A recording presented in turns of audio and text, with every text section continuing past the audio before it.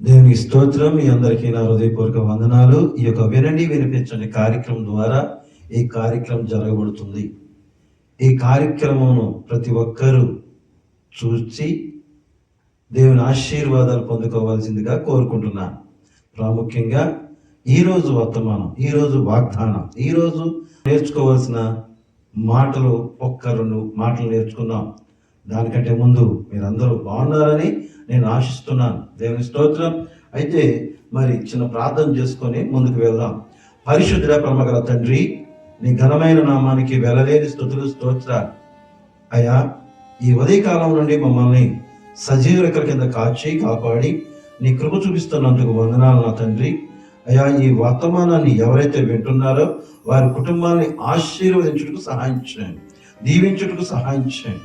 బయటికి వెళుతుండగా వస్తుండగా మీ దీవెనలు నిండుగా మెండుగా దయచేయమని ఈ చిన్న ప్రార్థన ప్రభువైన యేసయ్య అతి పరిశుద్ధ నామమున అడిగి వేడుకొని పొంది ఉన్నాం పరమ తండ్రి, ఆమేన్.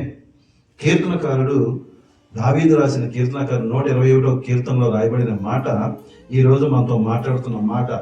ఆయన నీ పాదము త్రుట్టనియుడు, నిన్ను కాపాడువాడు కొనకడు. దేవుని స్తోత్రం. ఎంత గొప్ప మాట చూడండి, ఎంత గొప్ప మాట చూడండి. మనల్ని కాపాడుతున్న దేవుడు కొనకడంట. మనం ఆల్రెడీ నిద్రపోయి లేచి ఉన్నాం, మనం ఆల్రెడీ నిద్రపోయి లేచి ఉన్నాం. కానీ మన ప్రభువైన యేసుక్రీస్తు వారు నీ కొరకు నా కొరకు కొనకకుండా, అనగా నిద్రపోకుండా, అంటే తన పిల్లల కొరకు ఎంత రక్షణగా ఉంచుతున్నాడు చూడండి, ఎంత ఆశీర్వాదాలు ఇవ్వాలని ఆశపడుతున్నాడు చూడండి. నా కుమారులు లేచి నన్ను స్తుతిస్తారేమో అని ఎదురు చూస్తున్నాడు. ప్రియా, వినండి వినిపించని కార్యక్రమం చూస్తున్న వారులారా, ఈరోజు మొదలుకొని మనము ఉదయకాలం మన ప్రభువైన యేసుక్రీస్తు వారు మనల్ని చూస్తున్నాడు, మన మాటలు వింటున్నాడు, మనల్ని ఆయన పలకరించాలని ఆశతో ఉన్నాడు. కనుక మనం చేయాల్సిన పని ఏంటో తెలుసా? ఈ ఉదయకాలం లెగడమే ప్రార్థన.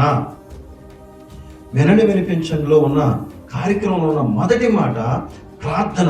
ఏ ప్రార్థన చేయాలి అంటే దేవునికి మొరపెట్టే ప్రార్థన చేయాలి, వినిపించే ప్రార్థన చేయాలి.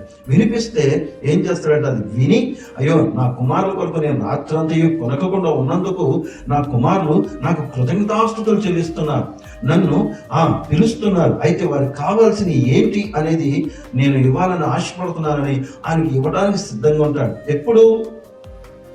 ఎప్పుడు అంటే నీవు అడిగినప్పుడు,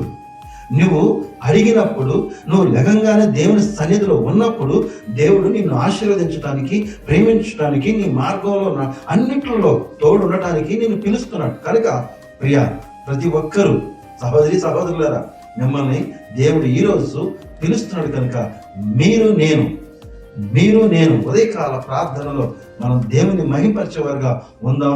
దేవుడి దీవులు పొందుకుందాం.